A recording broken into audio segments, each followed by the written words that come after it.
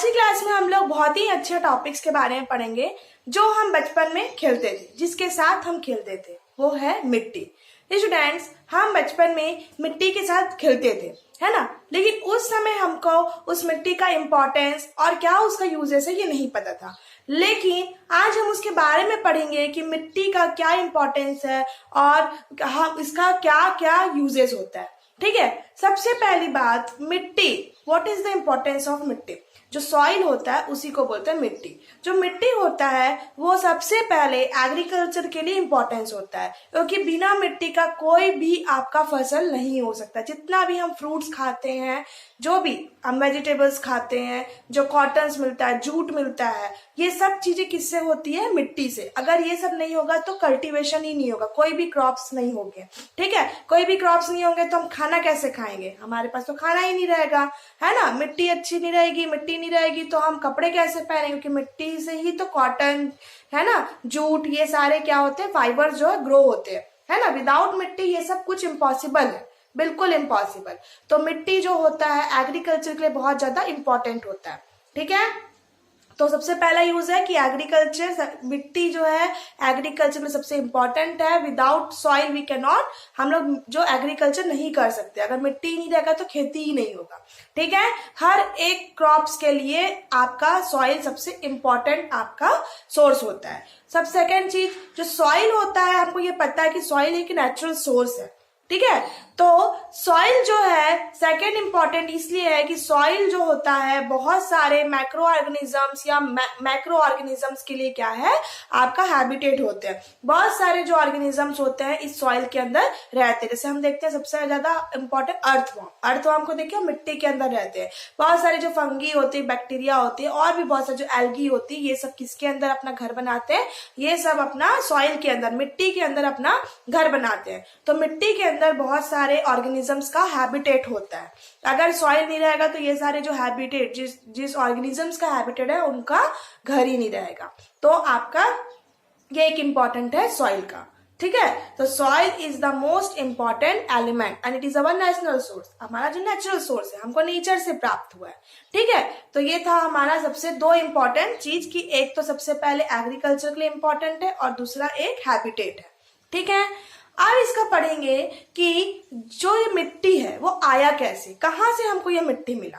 ठीक है, देखो स्टूडेंट्स, ये जो मिट्टी पाया कहाँ जाता है? जो मिट्टी होता है वो अर्थ सरफेस के सबसे टॉप लेयर पे पाया जाता है, upper layer of earth surface. जो हमारे अर्थ के ऊपर लेयर पे जो है आपका ये मिट्टी पाया जाता है। जो हमारा अर्थ है वो 3 लेयर्स में डिवाइड है, एक है क्रस्ट, एक है मेंटल, एक है कोर। कोर सबसे इनर पार्ट होता है, फिर आपका मेंटल, फिर क्रस्ट। तो क्रस्ट जो होता है upper layer of earth surface होता है, और इस अपर लेयर अर्थ सरफेस के ऊपर क्या पाया जाता है?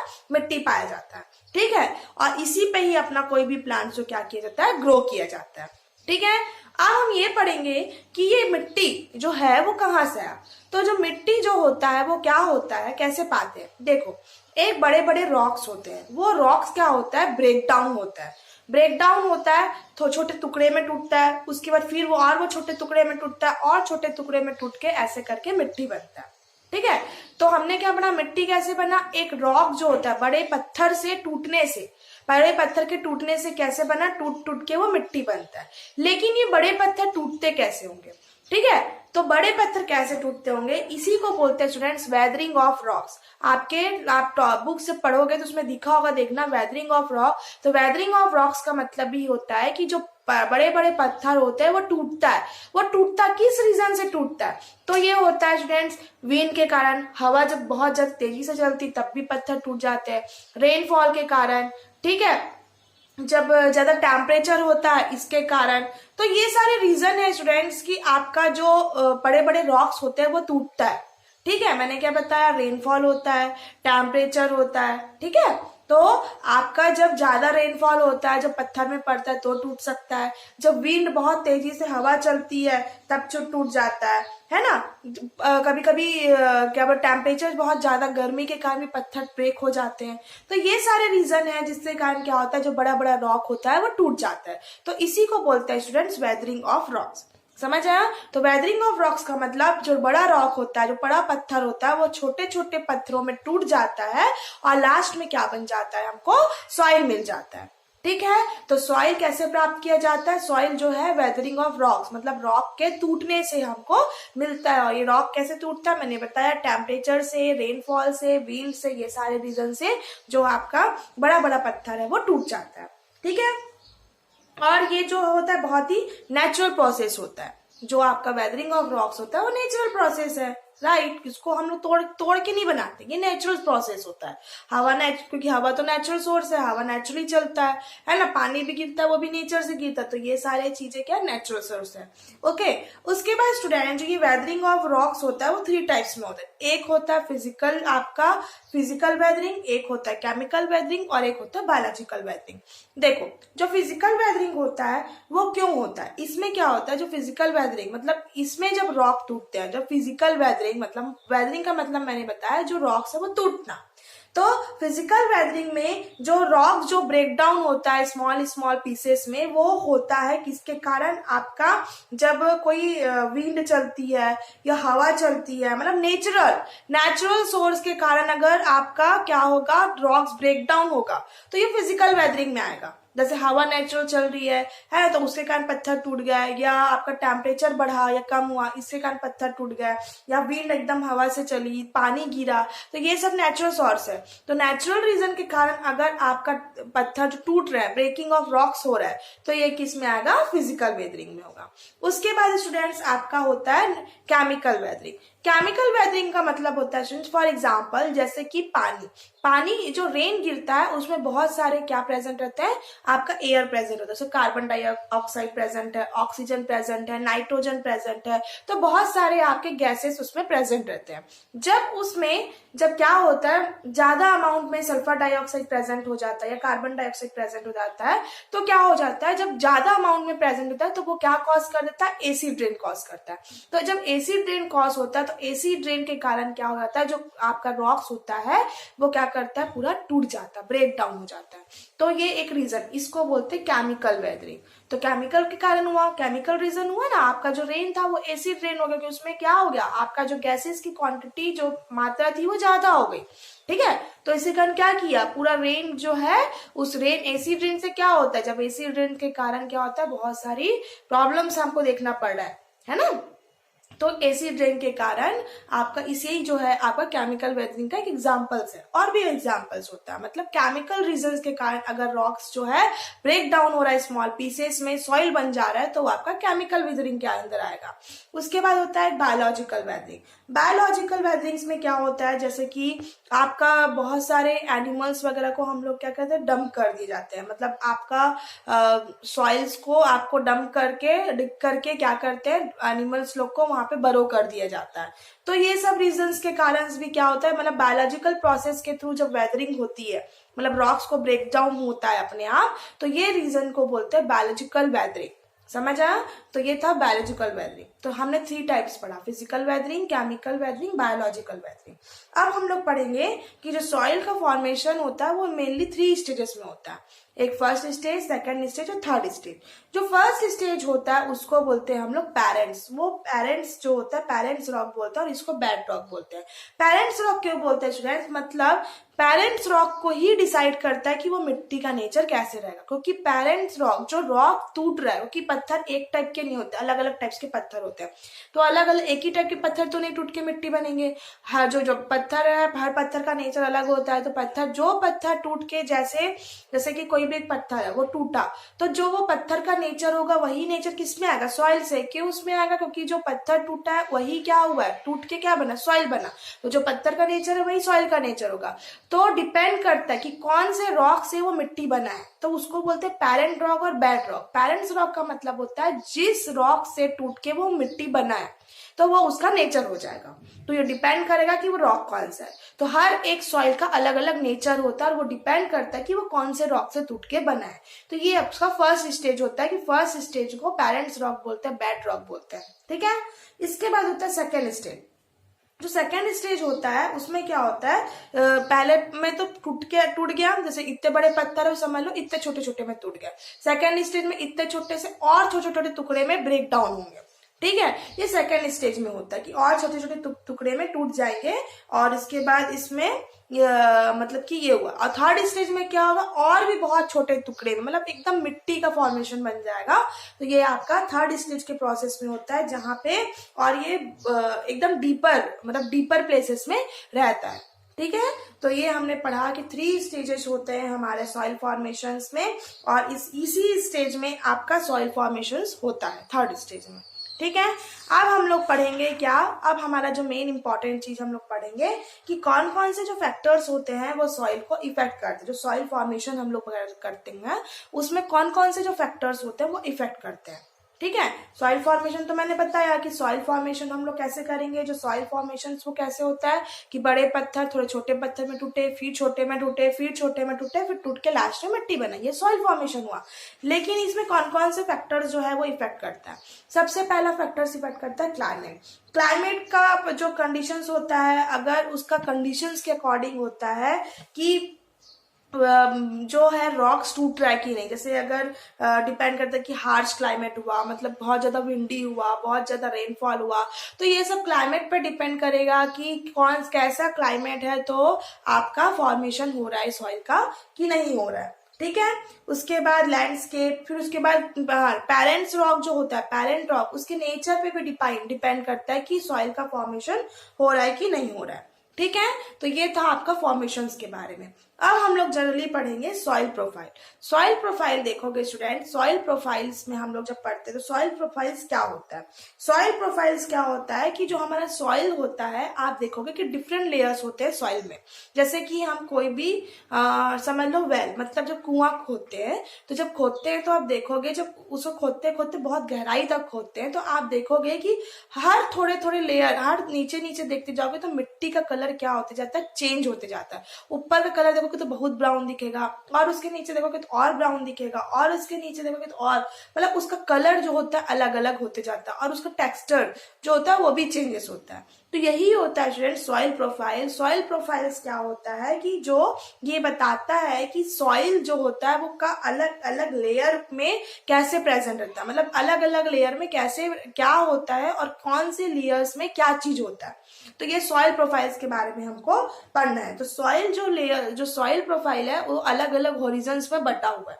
ठीक है, अलग अलग हॉरिजन्स में बटे हुए हैं, और हर एक हॉरिजन्स का अपना इंपॉर्टेंस होता है, और हर एक हॉरिजन्स में जो मिट्टी की क्वालिटी और कलर जो होता है, मतलब कलर्स और टेक्सचर्स में क्या होता है, चेंजेस होता है। तो सबसे ऊपर लेयर जो होता है उसको बोलते हैं जीरो हॉरिजन। जो जीरो हॉरिजन्स होता है स्टूडेंट्स, ओ हॉरिजन्स बोलते हैं, ये जो सबसे फर्स्ट लेयर और आपका सॉइल प्रोफाइल्स का होता है। और ये बहुत ही ज्यादा क्या होता है, रिचफुल होता है। रिचफुल होता है मतलब इसमें एग्रीकल्चर के लिए पूरा इंपॉर्टेंट, कि ऊपरी लेयर पे क्या होता है, बहुत ज्यादा सॉइल्स को देखते हैं, उसके ऊपर में ये रिचफुल होता है। ठीक है, उसके बाद सेकंड होता है आपका ए हॉरिजन। ए हॉरिजन होता है जो सेकंड लेयर ऑफ सॉइल होता है, जिसको बोलते हैं टॉप सॉइल। तो टॉप सॉइल क्या होता है, बहुत ही ज्यादा डार्क कलर का होगा, सॉफ्ट नेचर, मतलब मिट्टी थोड़ी सॉफ्ट होगी, थोड़ा पोरस होगा, है ना, और बहुत ज्यादा उसमें सॉइल का क्वांटिटी ज्यादा होगा, फाइन पार्टिकल्स ऑफ सॉइल होगा, और इसमें जो है जो भी आप प्लांट्स ग्रो करोगे वो बहुत ज्यादा उपजाऊ होगा। ठीक है, और इसी में क्या होगा, इसी लेयर पे ही बहुत सारे जो एनिमल्स जो अपना घर बनाते हैं वो इसी लेयर में बनाते हैं। कौन से लेयर पे, ए लेयर पे, और इसी लेयर्स पे ही आपका जो प्लांट्स होता है, जो भी ग्रो होता है वो इस लेयर्स पे होता है, इस लेयर्स में रूट जो होता है थोड़ा होल्ड करके रखता है। ऊपर लेयर का तो मैंने बताया, और सेकेंड लेयर। उसके बाद हुआ आपका बी हॉरिजन। जो बी हॉरिजन होता है जस्ट ए हॉरिजन के नीचे होता है, और इसको बोलते हैं सब सॉइल। सब सॉइल्स होता है, और ये बहुत ही ज्यादा रिच इन मिनरल्स, मतलब इसमें मिनरल्स जो होते हैं वो ज्यादा क्वांटिटी में पाए, मतलब उसको डीप करते जाओगे तो इसमें मिनरल्स होगा, है ना, और ये बहुत ही लाइट कलर का होता है, और जैसे टॉप सॉइल से कम में, और ये भी इसमें भी न्यूट्रिएंट्स होता है, मतलब कि इसमें भी इस सॉइल्स में भी क्या हो सकता है, आपका खेती हो सकता है। बहुत सारे प्लांट्स जो होते हैं जो डीप रूट, जिसका रूट्स एकदम गड्ढे तक रहता है, वो इस सॉइल तक टच करते हैं। ठीक है, उसके बाद होता है सी हॉरिजन, जो एक इनफर्टाइल होता है, मतलब यहाँ तक का जो मिट्टी होता है, यहाँ जो लास्ट जो सी हॉरिजन होता है वहां की मिट्टी अनउपजाऊ होती है वहां पे, क्योंकि वहां पे आपका कोई भी प्लांट्स या एग्रीकल्चर नहीं हो पाता। तो जनरली कहाँ तक होता है, फर्स्ट लेयर और सेकंड लेयर, ज्यादा से ज्यादा थर्ड लेयर में। और जो सी हॉरिजॉन्स है वो इनफर्टाइल सॉफ्ट जो होता है इनफर्टाइल होता है, और यहाँ पे बहुत सारे लॉट्स ऑफ क्रैक्स दिखेंगे आपको, और कुछ नहीं दिखेगा, मतलब मिट्टी एकदम फटी फटी दिखेगी और उतना ज्यादा न्यूट्रंस नहीं रहेगा। उसके बाद लास्ट होता है आर हॉरिजन, जिसमें पूरी तरीके से पत्थर ही पत्थर आपको दिखेंगे। इसी को बोलते हैं इसी में बेड रॉक, और ये सबसे lower most layer of the soil profile होता है। ओके, तो आपको मैंने जितना लेयर बताया ये लेयर आपके लिए इंपॉर्टेंट। इसके बाद हम लोग पढ़ेंगे स्टूडेंट सॉइल कॉम्पोजिशन। जो सॉइल कॉम्पोजिशन होता है इसमें जनरली 4 मेन कंपोनेंट्स होता है, जो होता है एक पेरेंट्स मटेरियल्स, एक वाटर, एक एयर और एक ऑर्गेनिक मैटर। जो पेरेंट्स मटेरियल होता है वो जनरली स्टूडेंट्स 44% का होता है, और वाटर होता है वो 25% का होता है, ऑर्गेनिक मैटर होता है वो 66% का होता है, सॉरी, और जो आपका एयर होता है वो 25% होता है। तो ये आपके सॉइल में कॉम्पोजिशन है। ये 4 आपको मैंने जो कंपोनेंट बताया उसका, उतना इसको डीपली जानने की जरूरत नहीं है, जितना मैंने कॉम्पोजिशन बताया वो आपका इतना ही आपको पढ़ सकते हो। ठीक है, इसके बाद हम लोग जो पढ़ेंगे कि सॉइल की प्रॉपर्टीज क्या होती है। सॉइल की सबसे बड़ी प्रॉपर्टीज ये होती है कि ये क्या करता है, प्लांट्स जो देखो ये क्या करता है, जो हम पानी डालते हैं प्लांट्स में, वो प्लांट्स को क्या करता है, पानी को एब्जॉर्ब करके रखता है। ठीक है, तो ये क्या करता है, पानी जो वाटर होता है उसको एब्जॉर्ब करने का काम करता है। तो जब हम पानी डालते हैं तो ये क्या करता है, वाटर को एब्जॉर्ब करता है और पूरे नीचे गहराई तक उस पानी को पहुंचाता है। और सेकेंड चीज ये क्या करता है, फिल्टर भी करता है। जो पानी रहता है वो क्या होता है, बहुत सारे लेयर से क्रॉस होके जाते हैं, और जो तो क्या करता है, ये क्या करता है, फिल्टर करने का भी काम करता है। तो ये सबसे ज्यादा इसका इंपॉर्टेंट प्रॉपर्टीज है सॉइल का। उसके बाद हम पढ़ेंगे कि जो सॉइल होते हैं वो बहुत सारे टाइप्स में पाए जाते हैं, टाइप्स ऑफ सॉइल। तो एक हम पढ़ेंगे कि एग्रीकल्चर के लिए जो सॉइल होते हैं उसमें क्या क्या टाइप्स होते हैं, और एक हम लोग जनरली टाइप्स पढ़ेंगे। जनरली सॉइल जो होते हैं 3 टाइप्स के होते हैं। एक होता है सैंडी सॉइल, एक होता है लोमी सॉइल, और एक होता है आपका क्ले सॉइल। जो सैंडी सॉइल होता है स्टूडेंट्स, उसमें जो पार्टिकल्स होते हैं, मतलब जो उसमें जो रॉक्स जो टूट के ब्रेक डाउन हुए हैं, तो उसमें जो बिगर पार्टिकल्स होंगे, मतलब रेत, आप सैंडी सॉइल मतलब रेत का साइज देख लो, रेत का साइज, तो सैंडी सॉइल उसी को बोलते हैं। सैंडी सॉइल्स का मतलब जो रेतीला जो सॉइल होता है उसमें फाइन जो पार्टिकल्स होते हैं उसका साइज क्या होता है, बहुत ज्यादा बड़ा होता है, रेत की तरह होता है, इसलिए उसको बोलते हैं सैंडी सॉइल, है ना। तो ये हो गया आपका सैंडी सॉइल। फिर क्ले सॉइल। क्ले सॉइल क्या हो रहा है, उसमें आपका क्ले सॉइल देखे हो कि कैसे होता है। क्ले आप देखे हो जो मिट्टी, जनरली जो मिट्टी हम लोग जो बनाते हैं, जिससे हम लोग कोई भी स्टैच्यू बनाएंगे, स्कल्पचर बनाते हैं, ये सब क्ले सॉइल से बनता है। सैंडी सॉइल से नहीं बना पाते, सैंडी सॉइल क्योंकि रेतीला होता है ना। तो ये होता है। उसके बाद होता है लोमी सॉइल। लोमी सॉइल्स क्या होता है, जिसमें एकदम फाइन पार्टिकल्स ऑफ सैंड भी होगा, स्लिट भी होगा, क्ले, मतलब सारे तीनों चीजें इक्वल अमाउंट, इक्वल कॉम्पोजिशन में प्रेजेंट होंगे, तो वो आपका लोमी सॉइल होगा।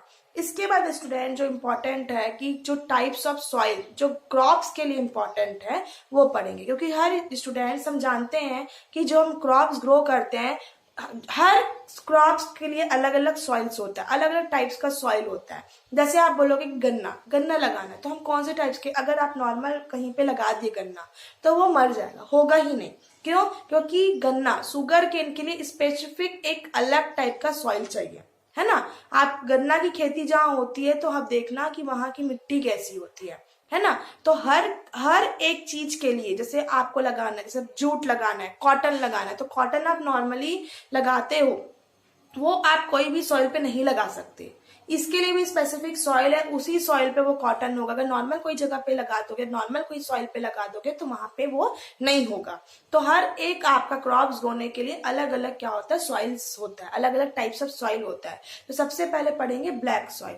जो ब्लैक सॉइल होता है स्टूडेंट्स, वो ब्लैक कल्टिवेशन के लिए काम होता है, मतलब कॉटन जो है ब्लैक सॉइल्स में होता है। काली मिट्टी, तो काली मिट्टी में कौन सा चीज होता है आपका, काली मिट्टी किसके लिए इंपॉर्टेंट स्टूडेंट्स, आपका काली मिट्टी जो होता है वो आपका कॉटन के लिए बहुत ज्यादा इंपॉर्टेंट है। बहुत ज्यादा ये डार्क इन कलर होता है, इसमें कॉटन होता है, जूट होता है, काली मिट्टी में ही शुगर केन मतलब गन्ना बोया जाता है, इसमें राइस बोया जाता है। तो ये मिट्टी किसके लिए, ये सारी चीजों के लिए काम आती है। ठीक है, तो ब्लैक सॉइल। उसके बाद हम लोग पढ़ेंगे स्टूडेंट्स आपका एल्यूविलियल सॉइल, सॉरी एल्यूविलियल सॉइल्स में आपका राइस वगैरह होता है, जो अपना राइस वगैरह ग्रो करते हैं, राइस है, जूट है, वो एल्यूविलियल सॉइल में होता है। ब्लैक सॉइल जो होता है उसमें कॉटन के लिए यूज होता है, ठीक है। उसके बाद आपका 2 सॉइल पढ़ लिए। तीसरा सॉइल होता है रेड सॉइल। जो रेड सॉइल होता है स्टूडेंट्स, ये बहुत ज्यादा, इसमें क्ले की मात्रा और सैंड की मात्रा ज्यादा होती है, और ऐसे सॉइल में जनरली टोबैको होता है ना, तम्बाकू, आपका पोटैटो,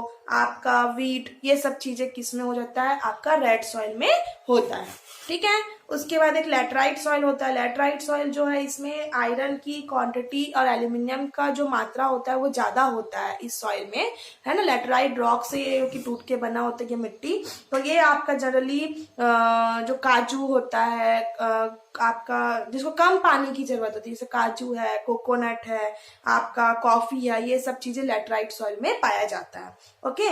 उसके बाद डेजर्ट सॉइल। डेजर्ट सॉइल मतलब होता है जहाँ पे बिल्कुल भी पानी की जरूरत नहीं होती, जैसे कैक्टस है, बार्ले है, आपका क्या बोलते हैं, खजूर है। तो ये सारे चीजें जो होता है आपका डेजर्ट सॉइल में पाया जाता है, होता है। उसके बाद एक होता है mountain soil. Mountain soil generally hilly areas में हुआ जाता है, और इस एरियाज में जो सॉइल पाए जाते हैं वो आपका, इसमें टी होता है, मतलब चाय है, कॉफी है, ये सारी चीजें इस सॉइल पे होते हैं, ठीक है। तो ये आपका था डेजर्ट सॉइल। तो ये आपका टाइप्स ऑफ सॉइल के अंदर आता है। उसके बाद होता है student soil erosion. Soil erosion का मतलब होता है कि जब हम जो सॉइल, ऊपर लेयर ऑफ सॉइल को क्या करते हैं, वॉश कर देते हैं, मतलब पानी, ज्यादा पानी से बह जाता है ऊपर का सॉइल, है ना, तो क्या होता है, सॉइल इरोजन हो जाता है, ठीक है। तो ऊपर लेयर का सॉइल तो क्या करते हैं, जब वॉश अवे कर देते हैं अर्थ के सरफेस से, जब ज्यादा पानी से या ज्यादा किसी और चीजों से, तो ये आपका सॉइल इरोजन हो जाता है। तो इसका इम्पैक्ट किस पे पड़ेगा, एग्रीकल्चर पे। अगर सॉइल इरोजन होगा तो आपका एग्रीकल्चर नहीं कर पाओगे, क्यों, क्योंकि ऊपर की मिट्टी तो पूरी धुल जाएगी, तो मिट्टी ही नहीं रहेगी, तो क्या बचेगा, आपका लैंड बस बच जाएगा। तो नॉर्मल लैंड में आप थोड़ी ना खेती कर सकते हो, नहीं कर सकते, ठीक है। तो सॉइल इरोजन जो होता है उसको हमको बचाने के लिए क्या करना चाहिए, नॉर्मली प्लांटेशन करना चाहिए। ये सब क्यों होता है soil erosion, generally over grazing के कारण, डिफॉरेस्टेशन के कारण, है ना, जो बहुत ज्यादा पेड़ को काट देना, इसके कारण। तो ये सब रीजन है स्टूडेंट, जिसके कारण बार बार क्या करना, प्लांट जो हम लोग जो भी खेती करते हैं उसको बार बार केवल कल्टीवेशन करना, मतलब बार बार उसको कल्टीवेट करते जाना। तो इस रीजन से कारण भी क्या होता है स्टूडेंट्स, सॉइल इरोजन होता है, और इसको हमको प्रिवेंट करना चाहिए। उसके बाद स्टूडेंट्स एक सॉइल पॉल्यूशन भी होता है। सॉइल पॉल्यूशन का मतलब होता है कि सॉइल को पॉल्यूट कर देना, अनवांटेड सब्सटेंस को मिक्स हो जाना सॉइल में, इसी को बोलते हैं स्टूडेंट सॉइल पॉल्यूशन। ये सॉइल पॉल्यूशन कहीं से भी हो सकता है, हमको इसका बहुत सारा रीजन होता है। मतलब कभी सॉइल पॉल्यूशन कैसे होता है, मतलब बहुत सारे चीजें जो वेस्ट मटेरियल्स होता है हम उसको मिट्टी पे ऐसे फेंक देते हैं, तो वो क्या करता है, वहां के सॉइल को इनफर्टाइल कर देता है। बहुत सारे इंडस्ट्रीज वगैरह से क्या होती है, पानी जो होती है आके वो सॉइल में मिल जाती है, तो वो सॉइल को क्या करता है, उसकी जो भी न्यूट्रिएंट्स की क्वालिटी होती है वो कम हो जाती है। तो ये सॉइल पॉल्यूशन को हमको रोकना चाहिए। तो ये बहुत ज्यादा इंपॉर्टेंस है इसके लिए, जो सॉइल इरोजन्स के लिए जो हमको प्रिवेंशन होता है, जैसे कि पेस्टिसाइड्स वगैरह डालते हैं जो एग्रीकल्चर, मतलब जो फार्मर्स होते हैं ये सब जो डालते हैं, ये इंपॉर्टेंस है इसका, इससे हम लोग सॉइल पॉल्यूशन को रोक सकते हैं। उसके बाद जो वेस्ट मटेरियल्स होते हैं उसको ऐसे डिग और डंप नहीं करना चाहिए, उसको हमको रिसाइकलिंग और रीयूज करना चाहिए। तो इससे भी हम सॉइल इरोजन को क्या कर सकते हैं, रोक सकते हैं। और क्या है, डिफॉरेस्टेशन नहीं, मतलब पेड़ को ज्यादा काटना नहीं चाहिए। उसके बाद हमको ओवर ग्रेजिंग या ओवर क्रॉपिंग नहीं करना चाहिए। तो ये सारे चीजों से क्या होता है, हमारा सॉइल पॉल्यूशन पॉल्यूट होने से बच सकता है। तो ये पूरा स्टूडेंट्स एक आपका सॉइल चैप्टर्स था। आई होप आपको ये चैप्टर बहुत अच्छे से समझ आया होगा। Thank you.